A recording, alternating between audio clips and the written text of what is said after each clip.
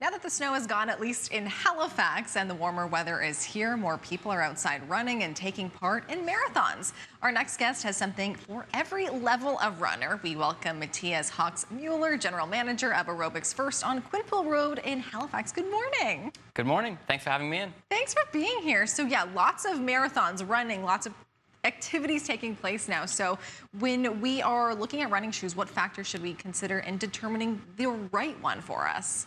Great question. Yeah, it's been really exciting the last couple of years. We've seen a real growth in running and just people getting outside, being active and staying active. But of course, it's really important to have comfortable footwear. And the big thing that we always like to encourage people is come in, get fitted, because the shoe that might work best for your friend might not work best for you. So everyone has a different foot, different shaped feet, and we want to find the best fit for you, and also something that keeps you moving comfortably. I feel like that happens a lot too now, just with, we see the trends on TikTok and things like that where everyone has the same shoe. It's like, it might not be the right shoe for you. So, why does having that right shoe play such an important role for someone when they are running and doing, like a strenuous activity like that? Yeah, for exercise, whether walking, running, or any sort of other activity, it's really important to have really good, comfortable footwear that fits properly, simply because you don't want to restrict the proper function of the foot, and also to not cause, any sort of detriment to long-term foot health. Mm-hmm. And how should a running shoe fit? What are some common issues you see, when people are coming in looking to get fitted for their shoes? Yeah, a lot of people, the natural tendency is that people will start to fit their shoes smaller.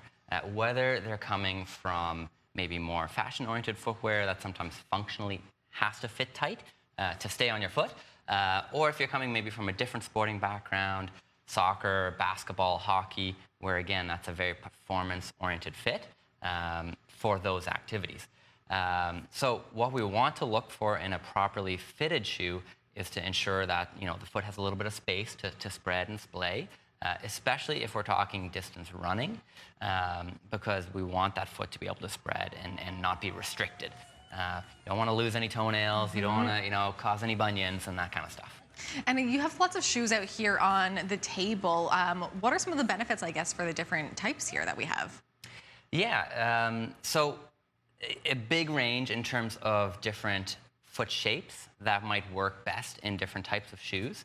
And then, of course, also the level of flexibility and support, the amount of cushion.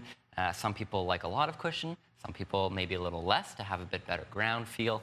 So when you come in and we're, sitting down, looking at shoes and trying a bunch of different things on with you, we're essentially looking at those qualities that, first of all, are comfortable to you, but then also maybe help you move more efficiently. And running shoes, if someone is a runner, that is probably the most important accessory they can possibly have. But there are some other accessories, too, that are important for someone if they're going out running.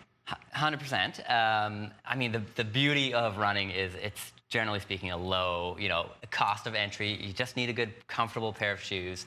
That's sort of the starting point and the foundation. But absolutely, there are other things that can make it more comfortable or an easier experience, right? So maybe a good pair of socks, just to keep your feet, a little drier, help to reduce the risk of blisters.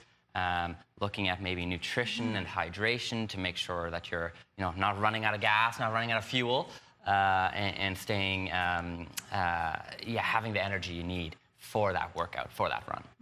And we are heading into the Blue Nose Marathon this weekend. Is there anything that, runners, maybe any advice or anything they should sort of take away before they head into the weekend? Yeah, we're about a week out, so what's done is done. Don't do any last-minute, hero sessions or hero workouts. And basically just go out, have fun, pace yourself, start a little slower than you think you can, and that way you can ensure to have a really good sort of second half of your race. Well, thank you so much for joining us this morning. Lots of great advice for runners. Thanks so much for having me. All right, and that was Matthias Mueller with Aerobics First in Halifax.